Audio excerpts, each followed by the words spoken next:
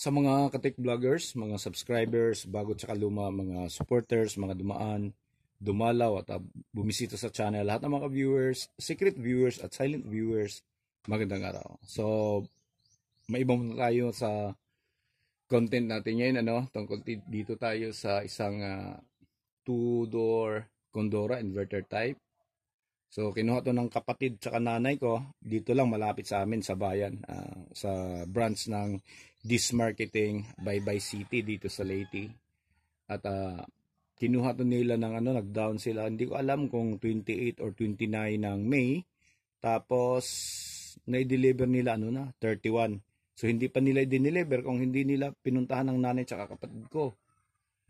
So, dineliver siya ng May 31 ng hapon. Tapos, ayan, sabi nga, siyempre, kahit na alam na natin yung patakaran, susundin pa rin natin, wag paanda rin, 3 to 4 hours. So, sinunod po natin yan, dineliver ng hapon, pinaanda na natin, para talaga makapagpahinga yung ref, 11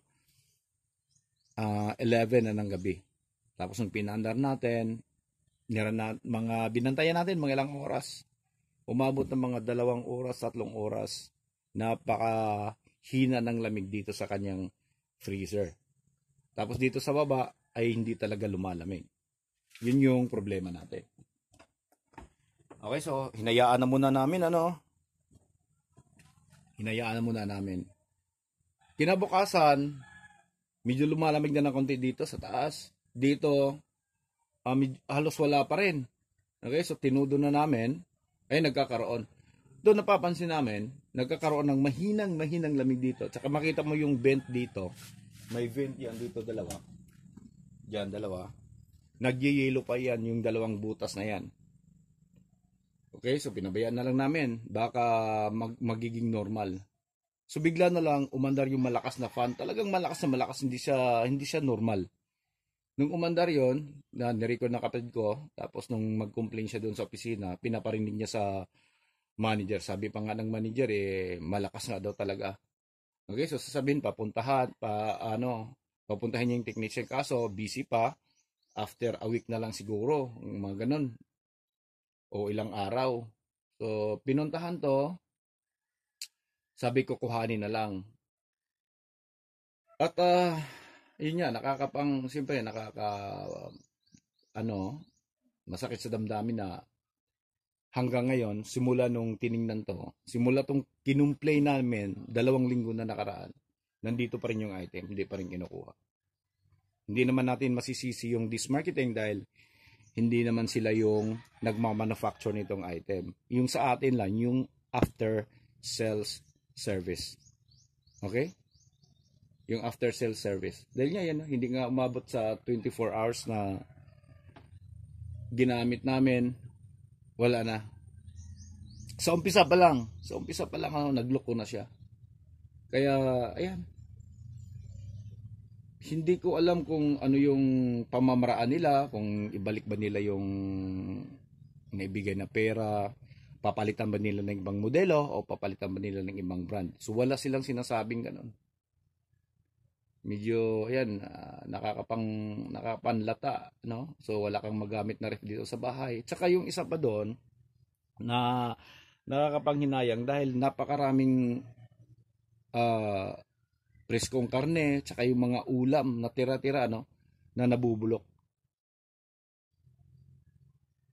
Yun yung kinakasama ng logo. Pero ganun pa man, sinasabi ko doon sa kapatid sa kananay ko, kung mag-complain mo ako doon sa opisina, may pupunta mo dito sa bahay, huwag na kayo magsalita ng iba, kayo magsalita ng masakit, so huwag na kayo mang-away.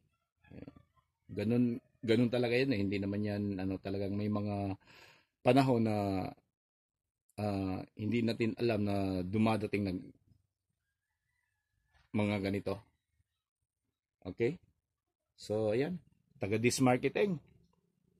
So, mag-comments down below na lang kayo kung ano ba yung masasabi nyo tungkol dito sa nakuha naming Condora na refrigerator dyan sa Bye City branch dito sa Leyte.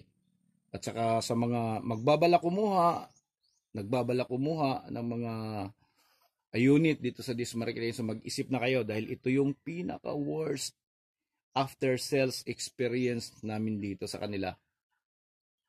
Yan. Okay, so marami na kaming appliance dito na kung saan appliance kami kumukuha. So okay naman po yung serbisyo nila. Dito lang medyo, ayan, yun nga sinasabi natin. Ngayon, mahigit 2 linggo na nakaraan, pero nandito pa rin yung item. Okay? Nandito pa rin yung item. Samantalang, kung magkano yung hinihingi nilang down payment ay naibigay naman po ng nanay at kapatid ko. Okay, so hanggang dito na lang siguro tayo, ano? So, kapag umabot pa to ng 1 buwan, so bagong content na naman yung gagawin natin. Siguro, papakinggan na natin yung side ng this marketing. Pupuntahan na natin sila sa kanilang opisina. So, hanggang dito na lang tayo. So, maraming salamat. God bless at bye-bye.